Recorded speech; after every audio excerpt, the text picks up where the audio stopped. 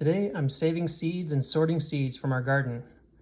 I'll tell you a little story about each of these seeds, the experience of saving them, and the gifts they offer within our garden and the ecosystem. So this year's bee balm. Bee balm, growing native in southern Ontario, grows 4 or 5 feet tall out in the fields and has these beautiful multifaceted blooms that are obviously beloved by the bees and many other pollinators. The foliage has a very nice aroma that's very distinct, kind of a mixture between oregano and bergamot, which they are related to, the plant that's used for making bergamot for tea. And so each one of these plants can become perennial, each one of these seeds that can live for many years and provide for countless pollinators. And I've also used the foliage culinarily.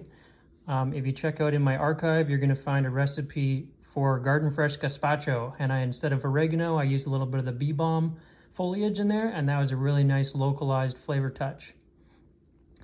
Over here, we've got lemon balm, not native to the area, but grows very prolifically. So plan ahead if you've got a garden in zone 6 or 7 like mine with soil that the lemon balm likes, because it can easily outcompete some of your other more delicate plants. But very potent medicinal, has a lot of immune system boosting benefits, antimicrobial benefits, and nervous system relaxing benefits. So people make tea out of this, they make tincture, and I make topical salves out of it. I added into some culinary recipes as well. I added into my elderberry syrup. And this one is very frost hardy, so I find it growing in the spring while it's still frosting and producing leaves, which get actually stimulated to produce anthocyanin in the spring. So there's purple lemon balm leaves in the spring and sometimes in the fall. Also beloved by the pollinators, especially solitary bees. I find that the mason bees and the hoverflies and different solitary bees will visit these tiny little blossoms, which makes it a great companion for things like goji berries or pepper plants, which also are frequented by small, fast-moving pollinators. Bee balm, by the way, also makes a lovely tea, so sometimes I'll combine them with lemon balm, bee balm, and another one I'm going to touch on soon. These here are purple coneflowers, otherwise known as echinacea. This one is also beloved by the pollinators. I find a lot of different bees and butterflies visiting. Monarchs are often coming to drink the nectar on their journey, fueling up for the long trip, or the ones that are staying over are getting a drink so they can do their important job of producing the next generation of monarchs. And amazingly, I had thought that coneflowers can live a few decades as a perennial, which was impressive enough, but I found records that some of them can live over a century.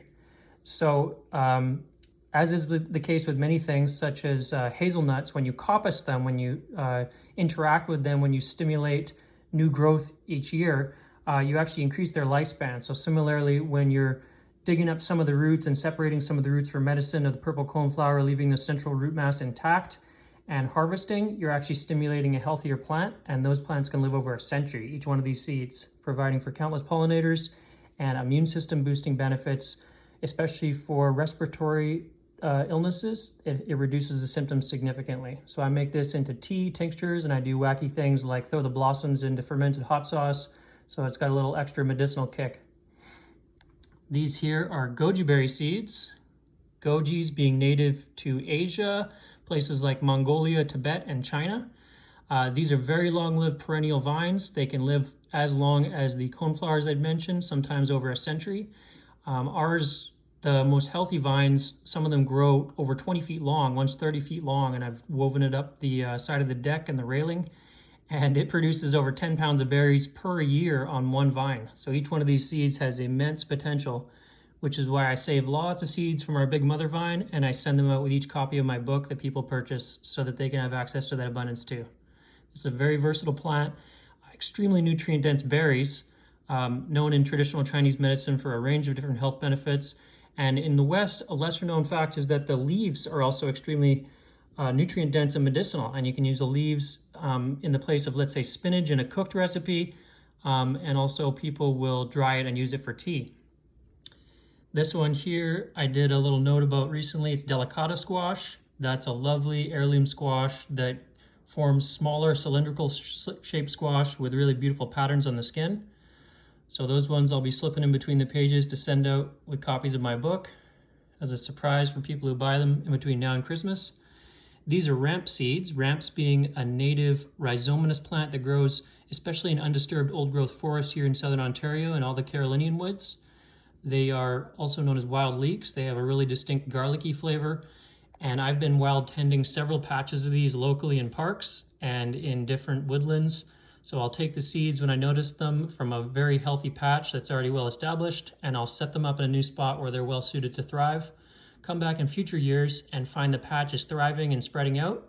And at that point, I feel confident that I can harvest some because I know that I'm actually increasing their numbers rather than decreasing them, which is often the case with people over harvesting ramps, unfortunately. Here we have Krishna Tulsi. Krishna Tulsi, originating from India, is sacred in a lot of the belief systems there. It's also packed full of really powerful essential oils, and so when you use it to make a tea, the tea has a long list of health benefits, from relaxing the nervous system to anti-cancer to boosting the immune system and brain function.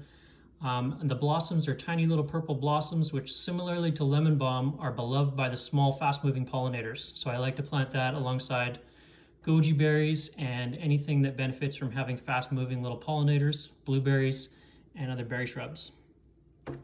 This here is anise hyssop. Anise hyssop, being also native to southern Ontario and the Carolinas, is a tall flower that has these columnar flower spikes that are white or purple depending on the variety. This is the native white variety, and they can grow in our garden sometimes 8 feet tall, poking right over the 6-foot fence and inviting in those monarchs to come take a drink of nectar. So I'll see these flower spikes just loaded with butterflies and bumblebees and all kinds of pollinators in the summer, which is nice to watch. And then the leaves also offer powerful immune system boosting benefits, which you can mix into tea, and I mix into topical salves and into my elderberry syrup. So each one of these seeds can become a long-lived perennial that's feeding the pollinators and nourishing your body and providing beauty as well. Then last but not least, we have temperate tulsi. Temperate tulsi is otherwise known as holy basil, same as the Krishna Tulsi, has a long list of benefits for your immune system. And this one is actually native to Africa, but similarly has a high amount of eugenol, the essential oil that's really good for your immune system. And so I like to make tea out of it. And sometimes because it has a cloves-like flavor, I'll mix it in with like soups and maybe Thai recipes too, because it has a kind of a minty, almost licoricey flavor in the background. Oh yeah, and I forgot, there's also this. So this is Hopi red amaranth.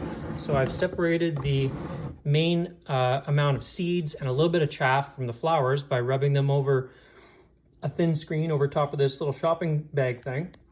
And then what I'm going to do now is, I think I've shown this in another video, but I'll just show it again for a tutorial. I blow lightly on this chaff on the top.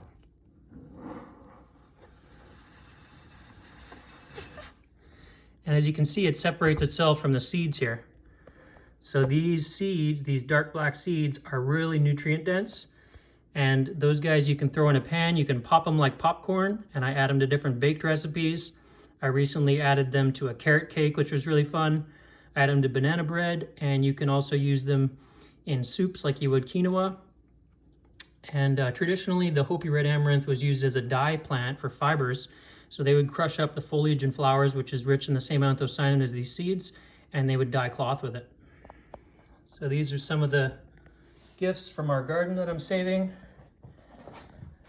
If you're interested in any of these seeds, aside from the ramps, which I already have planned for a project here, and you want to get a copy of my book, feel free to tell me that you've purchased a copy of the book and which of these seeds you want with your book, and I'll be happy to add them in there.